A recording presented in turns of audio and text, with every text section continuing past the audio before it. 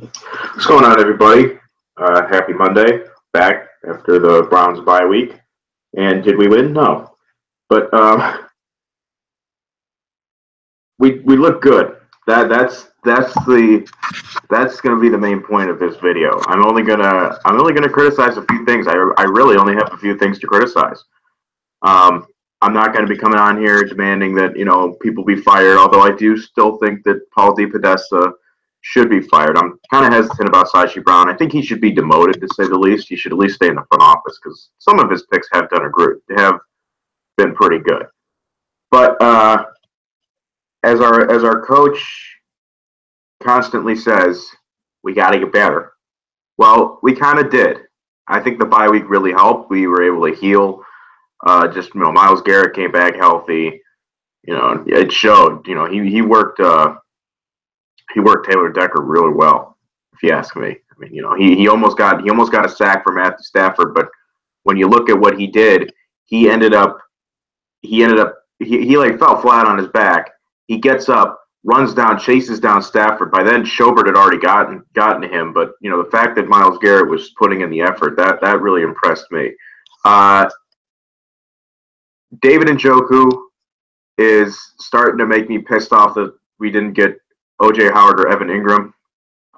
He's not looking good. He drops them. He's dropping them all the time. He blocks like Cameron Irving. He was the reason that DeShone Kizer got hurt with those rib injuries. And if DeShone Kizer didn't go down with those rib injuries, we would have won the game. Let's be honest here.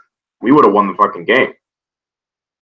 But the football gods continue to shit on us, as they have ever since 1986. But, okay, so let's talk about DeShone Kizer. This dude was looking like I called him the black version of Brandon Weeden. Today, he went out there and looked like the black version of Bernie Kosar. And I know one of my friends is listening who's probably saying, oh, fucking really? Did you just say that? Yes, I did just say that. There's some days when he goes out there looks like Brandon Weeden, and there's some moments when he goes out there looking like Bernie Kosar. It's really weird with this guy. But I think this game against the Lions have a really good defense, really good secondary. I think I don't know Ziggy Ansah wasn't playing, but DeShone Kizer played really well. Other than the QB sneak that he did, which he said that he audibled. That's why Hugh Jackson was so pissed. And Duke Johnson was pissed too because he was supposed to get the ball. But I don't get why you're even running at that point, especially if you're not running with Crowell. At least put your power back in there. Don't put your speed back. But I don't know. And if Seth DeValve, who I was high on, I really liked him as a tight end, and he shows flashes, but he's not that good. He ended up getting a strip set. He ended up getting stripped of the ball, and Lions returned it for a touchdown. That really took the wind out of ourselves, and the referees were so fucking bad. Oh my god.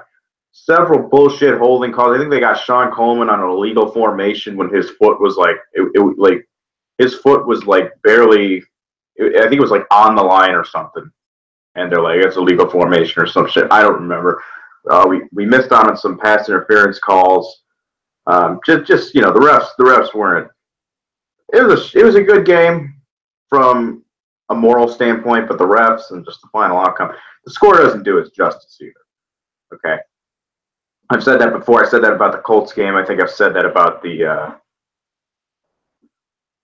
Jets game as well, and the Titans. The score didn't do its justice, but this time it's actually in our favor. If it wasn't for Kizer getting hurt, Kizer audibling the QB sneak, and Seth DeValve fumbling, and Jamie Collins got hurt after an interception, so the football gods gave us something to cheer about, then something to just make us want to drink like a minute later. He's out with a knee injury. They didn't know what it was. I don't think it's an ACL. Hopefully it's not. But when Jamie Collins went down, our defense kind of started to struggle. And that really that really screws. And Greg Williams playing. He played his second string defense. I think he put out Nate Orchard and Carl Nassib to let Ogba and Garrett get breaks, but then he wouldn't put Garrett and Ogba out there on third down. It just didn't make any sense. He's still playing his fucking safeties way back. You think that? Excuse me. You think that? You think that during the bye week, maybe you think that Jabril Peppers would come up to him and be like, "Yo, why am I back so far? Maybe we should watch the tape. It hasn't been working for 10 weeks now." 9 if you count the bye. I mean, it hasn't been working, and I don't know why Greg Williams doesn't see it. But whatever. Kindred had a pretty bad game. Jamar Taylor, oh my God. For you people that bitched about getting rid of Joe Hayden, you might have been onto something because Jamar Taylor is fucking trash. He got burned by a slot receiver. I mean, it doesn't help, when you have, I think McCourty was on Golden Tate and Brian Body Calhoun was on Marvin Jones. Thanks, Brian Body Calhoun, by the way. I had Marvin Jones on my fantasy team. 1 catch for 22 yards. I don't know. But our defense did pretty bad. The run defense looked bad. Offense looked better. Other than Njoku. Our receivers are so garbage. This is what I wanted to get into about Deshaun Kaiser. I think he's showing that he can be a good quarterback if he has the proper coaching, which he needs an offensive coordinator. Bruce Arians, when you get fired, hit us up. Because Bruce Arians is getting fired. I mean, we all know that. But anyway, so our receivers are just god awful. Kenny Britt had a touchdown, nice touchdown catch, and Sammy Coates finally got a fucking catch because, why not? He's not coming back. But, yeah, Deshaun Kaiser did really good. If we can get him Josh Gordon and Corey Coleman. Corey Coleman's coming back next week. I might be going to that game next week against Jacksonville. And Josh Lambo is Jacksonville's kicker, so, hey, you never know. I mean, we could get lucky. But, yeah, when he gets Josh Gordon and Corey Coleman, and Ricardo Lewis is no longer a one receiver, where he'll just be a fourth string, fifth string, something like that. If we can have a receiving core of Josh Gordon, Corey Coleman, and dare I say it, Kenny Britt, we should be in good shape offensively. Because the running game looks like it's back. Crowell looks like he looks like a competent running back. He looks like the 2015 Isaiah Crowell. Duke Johnson looked great again. Our offensive line was actually surprisingly pretty good. I think Joe Thomas is kind of helping these guys out. But I don't know. I don't really have much to talk about. I mean, I should. You'd think that I'd be going off, going on a huge rant about, the front office, the coaching staff. But I thought it was, other than a few things, we played a pretty good game for how shit we've been. We played a really good game, and it kind of gives me some optimism. The one thing I would like to say though is that I would not like Paul DePodesta to return. I would like Hugh Jackson to return as coach if he can finish the year with 2 wins. I'd bring him back because technically we did get better from last year, but it could show that here's what I think. Let me put it this way: for how bad we've been, we're going on 2 years now with this shit. He has yet to lose the locker room. Ben McAdoo has already lost the locker room. Kyle Shanahan, was looking like Kyle Shanahan was going to lose the locker room. Jeff Fisher, he lost the locker room, and he fucking went 7-9. I'm trying to think who else might be losing their locker room. Like Chuck Pagano, he's got to be losing that shit. I mean, it's just, for how shit we are. John Fox might be another one. For how shit we've been, it looks like Hugh Jackson hasn't lost in the locker room, and here's why. The tight ends were coming out. Deshaun Kaiser. See, Hugh Jackson after the game was talking about the QB sneak, and he's like, "It's on me. It's all my fault. It's on me." Then the players, like when the media asked some of the players, they're like, "Did Hugh Jackson call that QB sneak?" They were like, "Oh no, that was our fault. We fucked up. We fucked up big time." So the players were taking the blame. Whereas let's compare this to Ben McAdoo's case, where if Ben McAdoo would have done something like that, the players would have beat the fuck out of him. Okay, Ben McAdoo would be doing a press conference with a bloody lip and a broken nose. What happened to you, Coach McAdoo? Why is your lip all bloody and why is your nose all bent? Of all the people, it's so unfair that Ben McAdoo has a win and Hugh Jackson doesn't. It's so fucking unfair. God, this game is cruel. Kyle Shanahan got his first win as a head coach. Whoop-de-fucking-do. Former Brown. He'll just choke again. Texans lost. This is just great. The Texans are just. We're gonna get 2 top 10 picks. It's inevitable. Come on. It's awesome though. What else? I don't know. The Eagles were on a bye week, so we didn't have to hear about Carson Wentz doing really good. I think that's another plus. But next week we have the Jaguars. It's a winnable game because if Anthony Lynn's stupid ass Chargers can fucking hang in there. I mean, the Chargers beat the Jaguars 3 times yesterday, and they found a way to fuck it up. They had the game won several times, and they completely fucked it up. So we have a shot. We do. We realistically have a shot, and I'm thinking of going to that game. I want to bring up a few things, and then I'm going to kind of end this. This is one of my best podcasts, but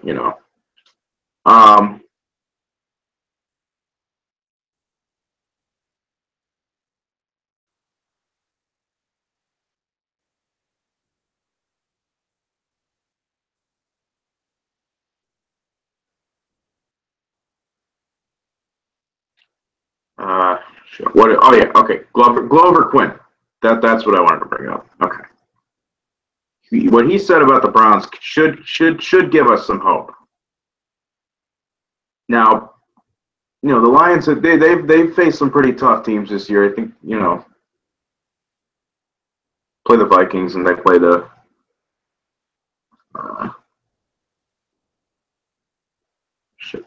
they play the Vikings and they play the Packers with Aaron Rodgers. So they're fine. All right, here Lions safety Glover Quinn. Explaining why the game was so close. Quinn said the Browns have better athletes than probably 24 of the 32 NFL teams. Now, that gives me hope. But Nathan Segura, a guy who hosts this show called Cleveland Browns Daily for us, said that he said. Well, what he said? Oh yeah, he said they may be athletic, but do they have the talent? That's what we got to look at. Obviously, we just need talent evaluated. And to make things even worse, Mike Singletary is supposedly in town. Apparently, he was seen with a phone book-sized binder, basically telling you how do you win games. So if Hugh Jackson might get fired for Mike Singletary, and if that happens, I am done. I am no longer a Browns fan. Mike Singletary is the same fucking idiot who had all the players that Jim Harbaugh took to the Super Bowl, aside from Colin Kaepernick, and fucked it up. If you remember, Mike Singletary was talking about Vernon Davis, who had an incredible years actually with Jim Harbaugh. Vernon Davis kept fucking up real bad, and Mike Singletary got all mad. He's like, I can't win with it. He's like, I can't play with them. I can't win with them. And that Vernon Davis was a good tight end. He still is. He's still playing. He still produces. Mike Singletary's a fucking idiot. Now, from a front office standpoint, I would love to have him in the front office. Would I like to have him making decisions? Probably not. Would he be a good GM with Peyton Manning? That's a dream team right there, if you ask me. And I'm hoping that that's the case. Because if we have Peyton Manning in this front office, one of the best football minds probably of our generation, along with a real football guy like Mike Singletary. So you have an offensive guy in Peyton Manning, you have a defensive guy in Mike Singletary. I'd be more comfortable with Peyton Manning making the decisions. So, if he wants to trade back in the draft or if he wants to trade up, I'd rather have, Peyton Manning have the final say. Because then he can just do the press conferences on Nationwide Jingle. That would be awesome. Peyton, who are you gonna pick? Okay, I'm done. God. But if Kaiser, this is huge if Kaiser is good. Because if Kaiser really does show that he can be a franchise quarterback for the Cleveland Browns, again, we do not have to pick a guy like Josh Rosen, Mason Rudolph, Baker Mayfield, whoever the hell you want to throw out there. If we draft Lamar Jackson, I'm going to scream my fucking head off. That guy's going to be a receiver in 3 years. But this means that we can take Saquon Barkley with the #1 pick. That's if we didn't break it. That's if Ohio State didn't break him. He's been playing like shit ever since the Ohio State game. But maybe he'll bounce back. If he does really good in a bowl game against a pretty decent team, and let's say he just goes off in in a bowl game or something, I 100% I'd take him with the first pick if I didn't need a quarterback. If I did need a quarterback, I would take either Baker Mayfield or Mason Rudolph, maybe Josh Rosen. If I was a GM, I'd need to have a long interview with that guy just to tell him, hey, what the fuck's your problem, buddy? Because we'd already had a bad experience with QBs off the field. We're not going to get into that. But I take Saquon Barkley #1, and I take Calvin Ridley, wide receiver from Alabama, with whatever pick the Texans is going to be. They're predicting that it's going to be the 7th pick, and I'm sure Ridley will be there because that's where Ridley's projected to go. And if Denzel Ward, corner for Ohio State, drops down to 2nd round, or if he's still there in the late 1st round and we trade up to get Denzel Ward, we have ourselves 3 fucking Pro Bowlers right in there, 1 first round. I thought we had it last year. Myles Garrett is probably the only one that's going to end up turning out to be real good. And I feel so fucking stupid for saying that David Njoku could be this generation's Ozzie Newsome. And I think I kind of shit the bed on that statement, but it's still time. I mean, he's still a young tight end. I do trust Al Saunders helping him out. I don't know. We'll see. This week's going to be interesting with this Mike Singletary news. Possibly, apparently Peyton Manning had an offer to be the president of football operations and a 10% owner,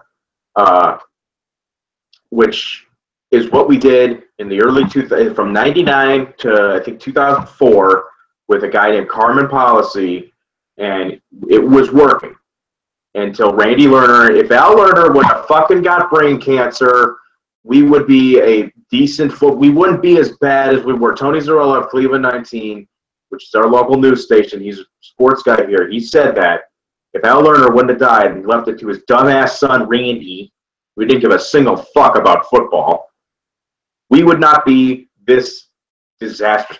Because Al Lerner, he'd probably be dead by now because he'd be in his late 80s. I'm just guessing he'd be dead. If he didn't get brain cancer, he would probably still be our owner, or he would be too old and he'd be saying, I don't want my retard son running this team, and he'd sell it to somebody who isn't fucking Jimmy Haslam. Okay. I'm getting pissed. Oh well.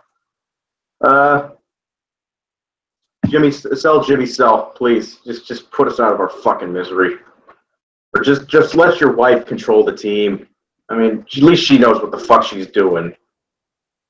But I don't know. Fire Paul DePodesta. Hire Peyton Manning. Fire Sashi Brown if that means getting Mike Singletary as our GM too. I really don't care. Just anything. We're so desperate. Come on. Just anything. All right. Well, I'm going to leave it at that. Anyway, Carlos Santana, by the way, please fucking re-sign with us. I love you, buddy. I hated you when he came here because you got rid of it, because we had to get rid of a few guys, but I'm gonna miss you. Or it could turn out like Terrell Pryor, and he'll play like shit wherever he goes. So maybe we'll get lucky with that. But I'd rather have Jay Bruce probably at this point than Carlos Santana. We can just get a veteran first baseman, or we can just put Edwin back at first base. Really doesn't matter. But anyway,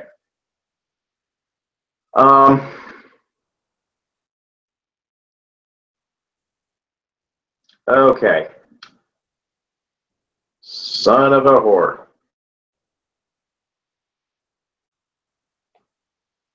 Well, if you want to make Browns fans even more suicidal, Jamie Collins tore his MCL and is out for the year. Thank you, Brandon, for sending me that.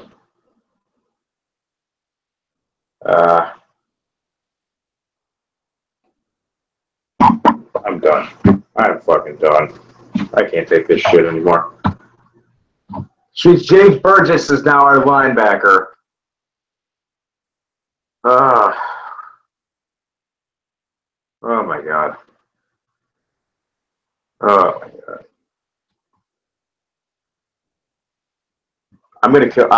This is gonna kill me, but I have to find out who that pick was that we traded for him. Oh my god. 2017 NFL draft. We traded a third-round pick for Jamie Collins. Let's see who it was.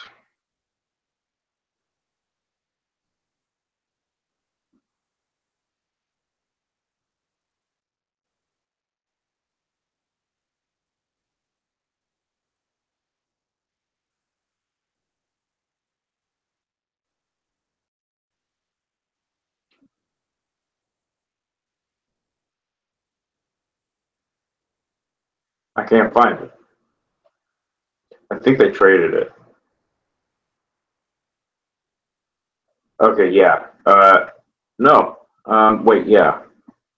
Yeah, they traded it to Carolina, and that pick ended up being Taywan Taylor. Or wait, no. Came from Carolina via New England, went to the Titans, and that became, oh my god. Okay. Well,